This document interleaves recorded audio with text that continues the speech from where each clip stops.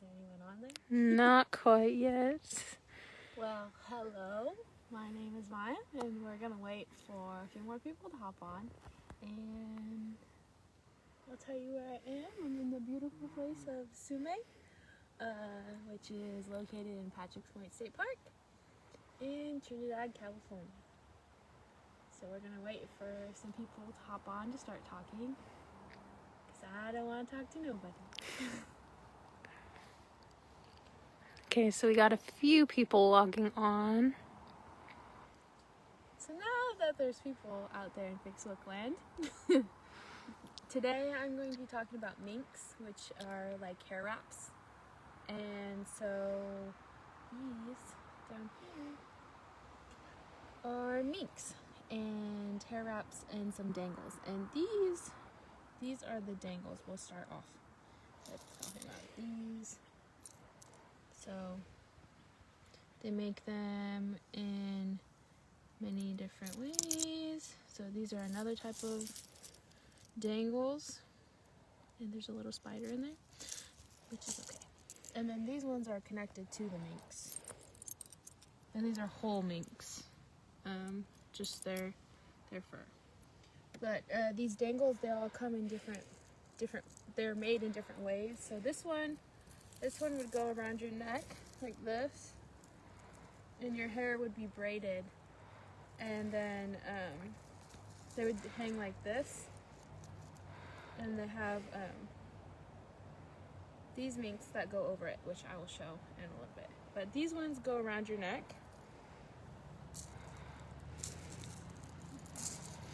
which is very convenient. And these ones would just get tied into your hair, wrapped into your hair. And these ones are already pre-connected, so you can see that they're sewn directly into the hide. You can see that there's beads on the other side. They go all the way in through. You can see there's very different types of dangles. So these minks are my minks. They were made specifically to match my dress. So the colors in here, the same types of beads, were put on these minks to match my dress. And so these ones are whole minks, which when there's whole minks, you can shove your hand all the way up there. And the reason, like you can see, it's like a never-ending hole. And but this is usually, sorry, there's people getting distracted.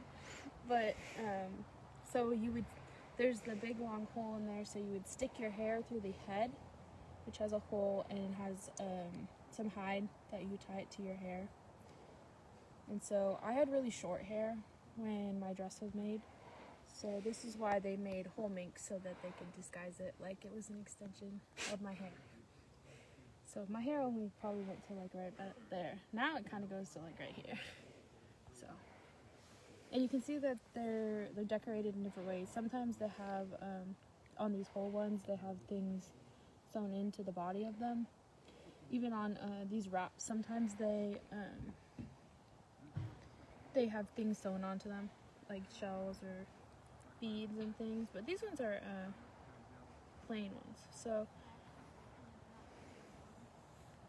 these, you can see, they're pretty long compared to this whole mink. And so they have the same type of tie at the end. And so say my arm is a piece of hair. It goes, it gets tied around up here, and then it's wrapped. This would be if your hair was braided, but my hair is not braided. So it would get wrapped like that around your hair. And then depending on how long your hair is, they stitch together, or they stitch multiple together. So they have big long pieces of mink, which is pretty long. I lost my train of thought.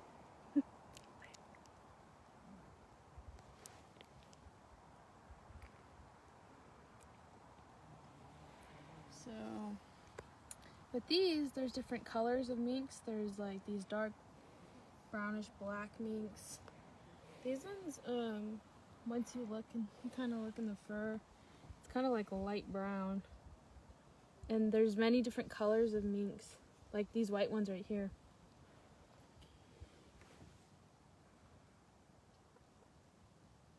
I'm not gonna open those, but you get the gist. And so there's different types of dangles people put on these minks or with these minks. And these minks are used in ceremony, so they're used during a brush dance for a girl.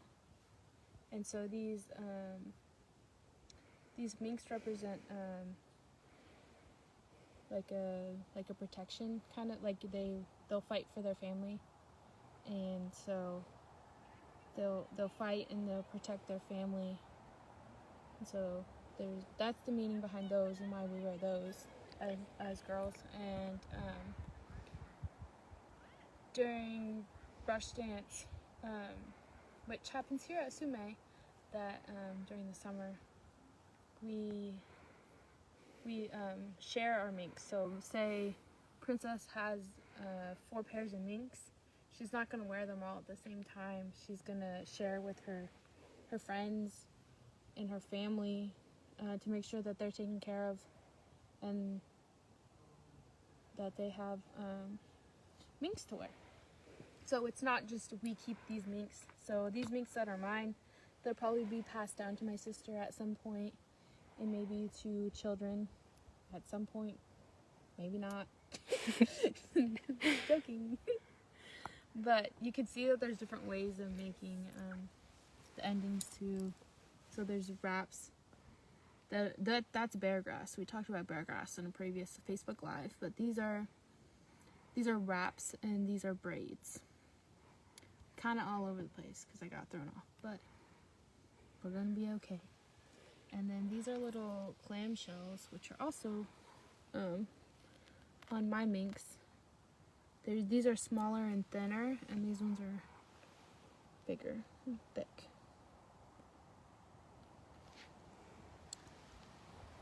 And do you have any questions? So if anybody has any questions, now would be a really good time to ask them. We have one question that says, do they ever use elk hides or just deer hides? I'm going to answer both ways because I see this question going both ways. We use elk and deer hide, for our dresses that go around our waists.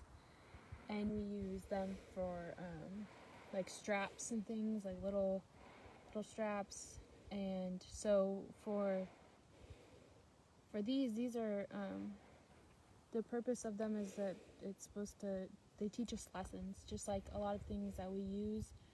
They're supposed to be like a lesson for us. And so as young girls, and we're supposed to be pure and in these ceremonies, and so we wear these to show that we will protect our families and that they'll fight for our families. And so we do not use elk or deer hide for minks because these have their own purpose for us.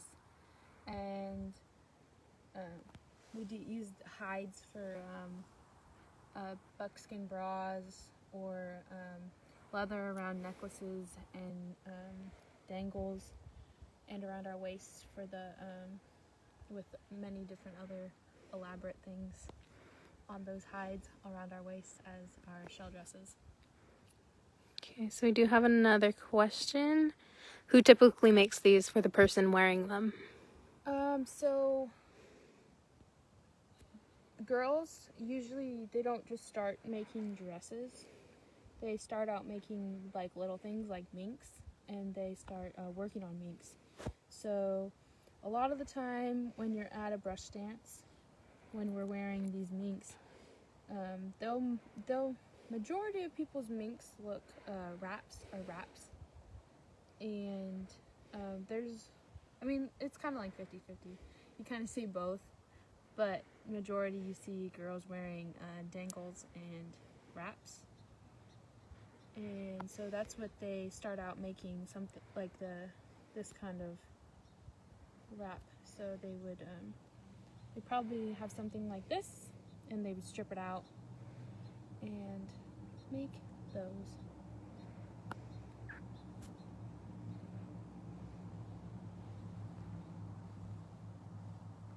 Do you want to ask me any questions, Princess? If I forgot anything? Who made these that you are showing today? These over here? All of them. I would assume that your auntie and your grandma made the majority of the stuff, and I say you as in Princess. I am behind the camera. I am the other interpreter up here at Patrick's Point State Park.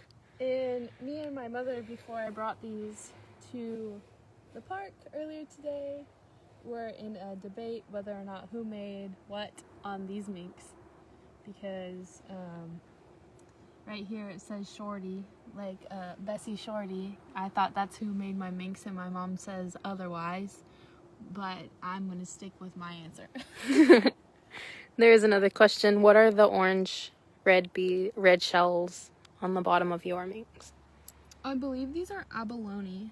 These are abalone, kind of like feathers, and they're to match my shell dress, because I have the red colors, the black colors, and the brown colors in my dress. But I believe they are abalone, which is pretty cool.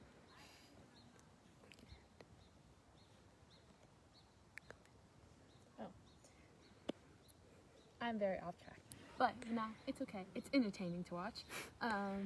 Today we are here in Patrick's Point State Park, and we are still social distancing and having a great time doing it, and that we are still following the regulations and the guidelines set by somebody to keep us all safe, wearing masks and staying 6 feet apart. And we are happy to be here to talk to you guys about Native things, even though we may not look completely prepared like me. There's one more question I want to acknowledge. Do they chip when you dance? Do any of these pieces break when they're being used in ceremony? I would assume, because, well, for me, none of mine have chipped. Maybe this one, but it doesn't look so. These ones look like they have been chipped, but usually we're pretty careful about our regalia and putting it in places that might get it broken. So we, sometimes I would go like this to hold it up, but I would assume they do chip sometimes if you're not careful, if you get squished in some corner of the pit when there's a lot of people in there. So that's probably bound to happen, that they might chip a little bit, and maybe even in the process of traveling from different areas like Kupa, or even just from McKinleyville to Sume, something might happen. That's why we're extra careful with our regalia. Okay, so it doesn't look like there are any more questions, so we can end it there.